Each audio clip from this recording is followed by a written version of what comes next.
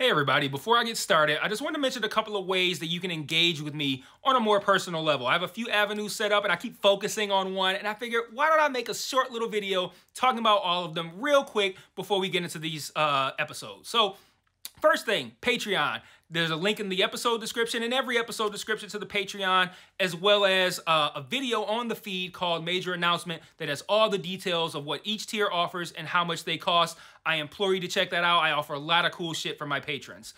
Second thing, the Discord channel. There's also a Discord link in the episode description and in every episode description.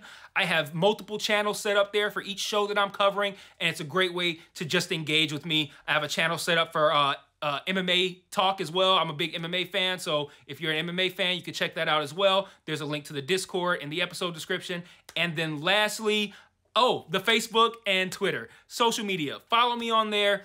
I post news on there. When I say news, I mean like, hey, I'm stopping covering this show. Hey, I'm starting covering this show. Let me know what you think about this. I do live watches of things on Facebook where like I'll check in and say, I'm watching so-and-so show. And then I'll like live comment while I'm watching it. And that'll be cool if maybe you watch that show too and you want to watch along with me, or you're watching it later and you will see my thoughts, which are usually pretty entertaining because I'm usually pretty high when I'm writing them. So check out all those links in each episode description, and let's talk about this episode. Peace. One mic. Yeah. All I need is one mic. Yeah. All I need is one mic. Hey everybody, welcome back to One Mic, and today I'm here to talk about Season 1, Episode 6 of FX's Shogun, entitled Ladies of the Willow World. So the title here, it refers to the brothel that Mariko takes Blackthorn to, called the Willow World.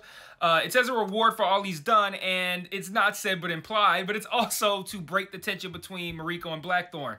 Toranaga orders Mariko to take Blackthorn there and to find him a consort, but to also attend as interpreter.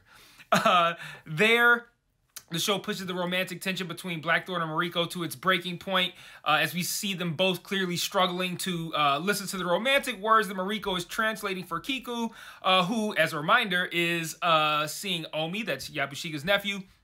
I commented in an earlier video about how she's constantly in Omi's ear, encouraging him to supplant his uncle.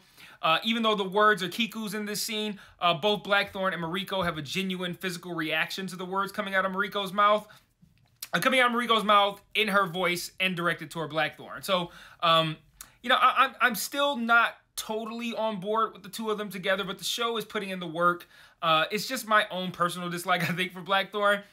It's keeping me opposed to their union at this point. While this episode, I don't think it ever reached the heights of last week's episode, which is an episode that had several memorable moments and scenes, this one did have a lot of pivotal moments, and it provided some important background information that helps contextualize the inevitable war that we're likely to see in the coming weeks. So this episode opens with an interesting flashback involving Mariko, where we see some of what we learned last week about her father. We see the previous Taiko, and he's... I'm going to go ahead and say it. I'm going to make the comparison again, but the previous Taiko, he's kind of behaving like the Mad King Aerys Targaryen. And this is to help us understand how justified Mariko's father was in killing him.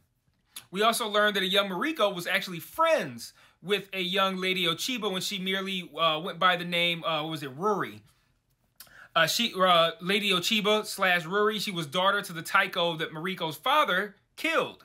So the situation is that Lady Ochiba and Mariko were friends as children. Mariko's father killed Lady Ochiba's father. Lady Ochiba later became consort to her father's replacement, the Taiko who we learn about that died at the beginning of the series. We learned that many women tried and failed to give that Taiko an heir, and that Lady Ochiba was the only one who was successfully able to do it. And because of that, she's admired and respected, among, of course, being the mother to the heir. So Mariko later shares with Toranaga that she hasn't interacted with Lady Ochiba since she became Lady Ochiba. So it's been a while since she was named Ruri. Now, I mentioned a moment ago how we learn a lot in this episode that contextualizes the upcoming war. And learning not only that Mariko and Ochiba were friends, but haven't seen each other in a long time, makes that inevitable reunion against the backdrop of this war on opposing sides a lot more interesting, a very interesting aspect of this upcoming conflict. And as if that wasn't enough to add some intrigue to the war, Toranaga informs Mariko that her father's goal in marrying her off to Buntaro was to get her away and keep her safe so that she could then later return and seek vengeance for him. Speaking of Buntaro, we know that he will be pivotal in this conflict as well. He's like Toranaga's right-hand man. He's married to Mariko. He's at odds with Blackthorn. And while he's important to Toranaga, he also expresses to Toranaga in private this jealousy that he has surrounding, of course he doesn't use that word, that he has surrounding how Mariko behaves around Blackthorn versus how she behaves around him. In like a brief moment of vulnerability, and part of me is like, was this a brief moment of vulnerability, or is this part of his like, I'm going to pretend to be subservient, and then when Toranaga's not paying attention, I'm going to fuck him over by doing something to Blackthorn. But in what is played as a brief moment of vulnerability, which I do think it probably was, he admits that he figures she'd be happy that he spared her life, but she constantly asks for death, which we learned last week, and is cold to him all the time, but not toward Blackthorn. This jealousy is fueling an inevitable major conflict between him and Blackthorn as well. Again, just adding more intrigue to this upcoming war and future events and future episodes. But we can't just hype up future events. We have to talk about some compelling events in this episode as well, and we do, with the highlight being learning about a plan called Crimson Sky. Now, before I talk about Crimson Sky, I need to talk about what's happening in Osaka. Ishido has taken the regent's families hostage in order to force a vote for the 5th regent that is to replace Toranaga. Now, if you recall, this is needed because they need all 5. They need to have 5 regents in order to vote on whether or not Toranaga gets to live. So that's why they need to vote in this 5th regent. I don't know why there was like a lot of houses on fire in this scene. I don't know what that was about. Maybe Ishido burned down some houses to get these people. I don't know, but they could have still been a little bit more clear about that. Or maybe I missed it.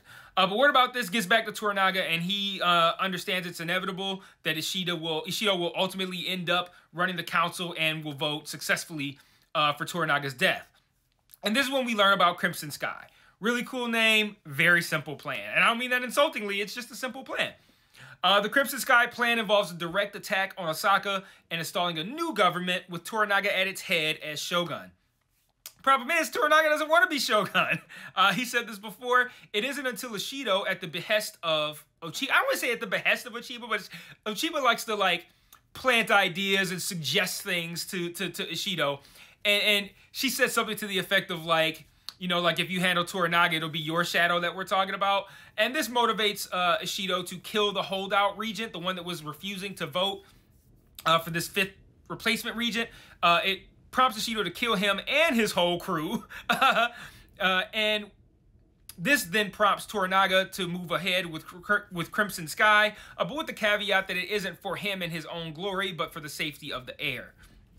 So we end the episode knowing that we're go on Crimson Sky, and that Mariko and Lady Ochiba have unfinished business, that Buntaro and Blackthorn will continue to be at odds, and I don't know if this is going to come into play or not, and I think it's interesting, and you can let me know what you think in the comments, because I feel like this is probably going to be the case, but can we really trust Yabashige and Omi to not warn Ishido about Crimson Sky? Like, Yabashige's been back and forth the whole time. Like, he's clearly pissed off about, both of them are pissed off about all of the credit and rewards that he's giving Blackthorn. It seems inevitable that they're going to give Ishido the heads up on this. And that's an added bit of intrigue too. So Crimson Sky, it sounds like the makings of a great episode. But we could have some wild shit happen before that too. If Yabashige and or Omi decide they want to give Ishido a heads up. I feel like it's probably going to be a thing where they'll give him a heads up. Crimson Sky is still going to happen, but it's going to fail miserably. Because, you know, we're going to be sitting there thinking that the good guys are going to win. And it's going to be like, I don't know, like they're going to kill Mariko or some shit like that. But before I wrap up, while this was indeed another strong episode, part of the reason that I felt like it didn't quite measure up to last week's episode is that this show continues to have flaws and avoidable ones. And nothing big, and I'm going to mention this when I wrap up, but like, I said this on the Facebook comments, like sometimes it just seems like it just can't quite get out of its own way. Like, the first scene that I didn't particularly like, and again, this is probably a me thing. Like, I don't think anyone else cared about this. I don't necessarily think it's a flaw on the show or a mistake that the show made. But it's this dual prayer scene with Mariko and Blackthorn. Blackthorn hears her praying, and then he like joins her on the other side of the wall. And you know how the walls are here, right? And we see them sort of like praying simultaneously, and it's like them kind of like sharing this moment of intimacy together, but separately. You know, I get it, right? Them sharing this connection, right? It's just, for me, it almost came off like a prayer competition. like he heard her praying and was like, let me go over there and I'll pray this bitch. Like that's what it came off as. And I think I feel like it was meant to be a moving scene that shows their connection, but it came out really weird to me. Like if I was praying, which I wouldn't be, but if I was, I'd almost feel like I was being eavesdropped on, and if I was her. And then she's in private doing something personal, and then he joined her, but then he didn't, you know, he's on the other side of the wall. And the scene played out like he was kind of like talking over her, like she's quietly praying. He's like, "Oh, Father, who art in heaven." It's like, dog, calm down, man. You know, it was just weird to me. I don't know. It didn't work. The other thing that I didn't really like is, it's always involving Blackthorn, is when Blackthorn asks, again, for like the 17th time, he asked Toranaga to give him his ship back so he could leave. And then he's like, or if I can't leave, I would like to involve myself 100 times more deeply than I am right now. I'm like, what the fuck? He's like, again, I asked to leave and to get my shit back. And then Toranaga's like, well, we ain't gonna do that. Is there something else you'd rather do? And he's like, well, failing that, if I am to stay in the Japans, like that Japans sounded racist to me. I don't know. He's like, if I am to stay in the Japans, I can use my ship to attack the Portuguese black ship and ports that could harm trade for the Catholic regions that oppose you on the council. Like, bro, you just asked to be done with all of this and to just be able to walk away. And then your alternative plan is to be at the center of starting shit? That's a wild request, man. But another slightly less interesting turn of events comes out of this too, though. Toranaga says he has no beef with the Portuguese, and later we see the two Catholic priests discussing Lady Ochiba's return. The priest that looks like UFC light heavyweight contender Yuri Prohaska says that Lady, no one's gonna get that reference, but he looks like Yuri. He says that Lady Ochiba despises the church and suggests that they align now with Toranaga. And this will be interesting because we know Toranaga just said he has no problem with the Portuguese. He gave them for letting them pass. He's like, I'll give you that church in Edo. He has no beef with them, which I feel like if they approach him with some sort of deal, he's likely to take it. But we also know that Blackthorn doesn't like them, and he also has heavy influence with Toranaga. So that could later be like a little minor little tension between some people there. I don't know if that's going to end up playing out in an interesting way or not, but it's just something to think about. All in all, like I said, good episode. Not as great as last week, but I'd say probably firmly the second best episode of the season. Look, Blackthorn's buffoonery seems to be at an end. You know, the two things that I mentioned I didn't like both involved him, but at the end of the day, nowhere near as annoying as he was in like the first two episodes.